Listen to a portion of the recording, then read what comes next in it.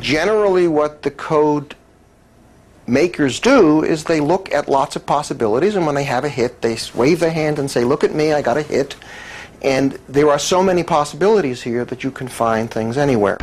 Dr. Barry Simon, a devout Orthodox Jew and professor of mathematics and theoretical physics at Caltech University, says what enthusiasts have done is run trials on endless combinations of words. Most hits fall within the bounds of probability.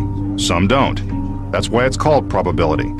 But when a word combination appears outside of the realm of chance, believers deem it a message from God.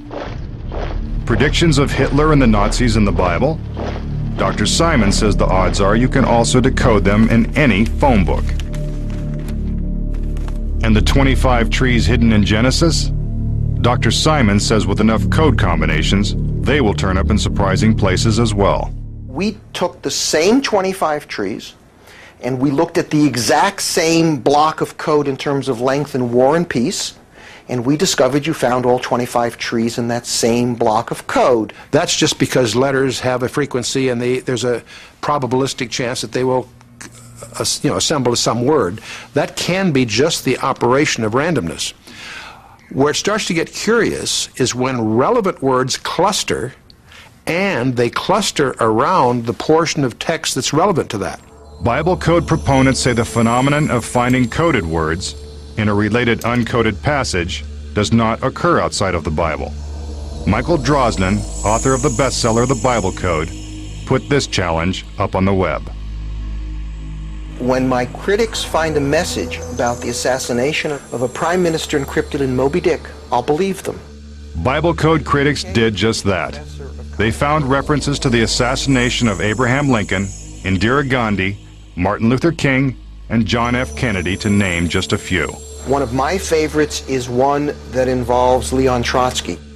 This passage from Moby Dick, written in 1851, appears to predict the assassination of Russian revolutionary Leon Trotsky, who was killed with an ice axe 89 years later.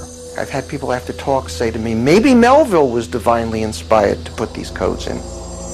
Trotsky's name can be spotted backwards within a passage that refers to a hammer and contains the phrase, the steel head of the lance. So anyone who says, you find codes in context in the Torah and the critics never find in other books, just has to see Trotsky's name crossing with the text, the steel head of the lance. As hard as it is for even some mathematicians to believe, the laws of probability may well be the real authors of the coded words. But believers maintain that the codes have a meaning, and that meaning has value. For them, rational explanations are unnecessary. The first opinion is that shrugs it off and says this is all just a big accident. The second opinion is that it's the presence of deliberate design. And you see, if God has the technology to create us in the first place, which he obviously does he have the technology to get a message to us? The answer is of course. It's a tenet of the Jewish faith that the Torah was given to us by God. So I don't in any way dispute that fact. But that doesn't mean that this particular, if you'll pardon the technical term, cockamamie way of sort of hiding something is the fingerprint of God in the book. If the science had been good, I would have accepted it, but the science is bad, so there's nothing to discuss.